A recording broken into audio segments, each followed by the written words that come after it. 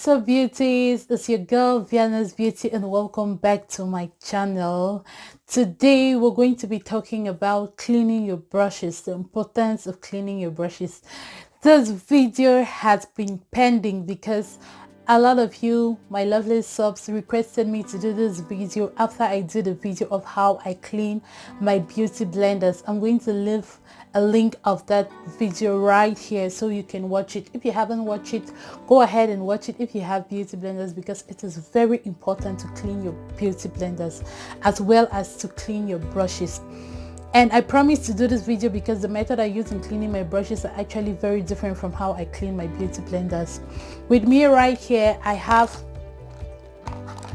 this is where I keep my eyeshadow brushes. This is mainly for my eyeshadow brushes, and I'm going to use this as a demo to show you what I do whenever I do my makeup. As you can see, if you notice, I have a red eyeshadow and I use this brush right here. I didn't clean it just for the sake of this video. So even though you have to wash your brushes often, it's not very advisable to wash it every day, because then you're going to destroy these bristles here. These bristles are very sensitive. But however, what you can do is that immediately after you use your brush, you can clean it up with alcohol and cotton or face wipe. Now this is a face wipe here. Usually when I'm done doing my makeup, I just take each of the brushes and I do this. See, you have to be careful with the bristles because you can destroy them very easily. So I take a wipe, or I take cotton and spirit. Cotton and spirit is good because it will sterilize and kill any germs found in the brush. But I ran out of alcohol, so I'm going to use this, and I'll just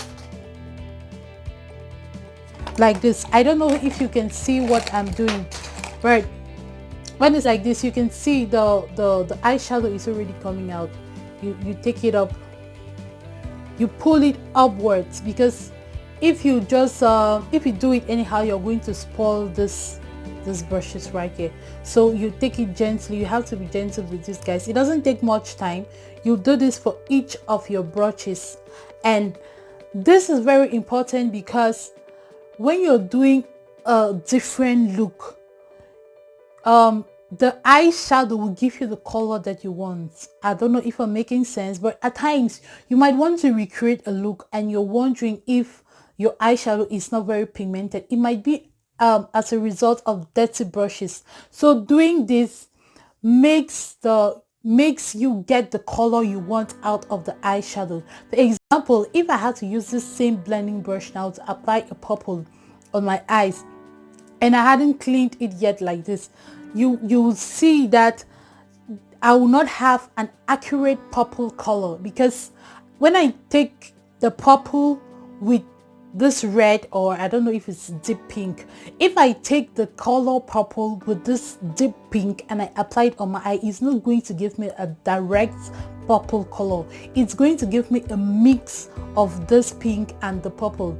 That's why it's important to clean your brushes. Apart from that, apart from the color mixture, it's also important to clean the brushes, because when you're working with clean brushes, the pigmentation is different, and at the end you have a very flawless makeup. So always ensure to clean your brushes all the time. And clean brushes also prevent acne and pimples.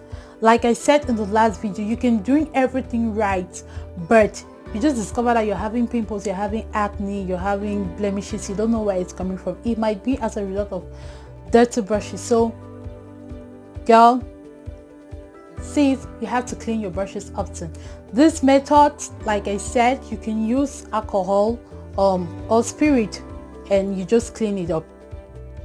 If you doing like this, will not as much clean the brushes, you can take a very clean wipe like this, and you just as though you are applying eyeshadow on your face. You know how when you're blending your eyeshadow, yeah, after you've done that, do this.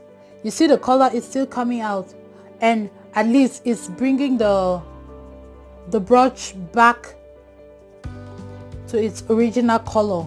So when you do this and you want to apply your eyeshadow, it will give you the color that you want. Without much ado, let's just move into the tutorial. It's going to be a very short one, guys. Sorry for taking your time to explain this, but I felt it's important for you to understand why you have to clean your brush after every use.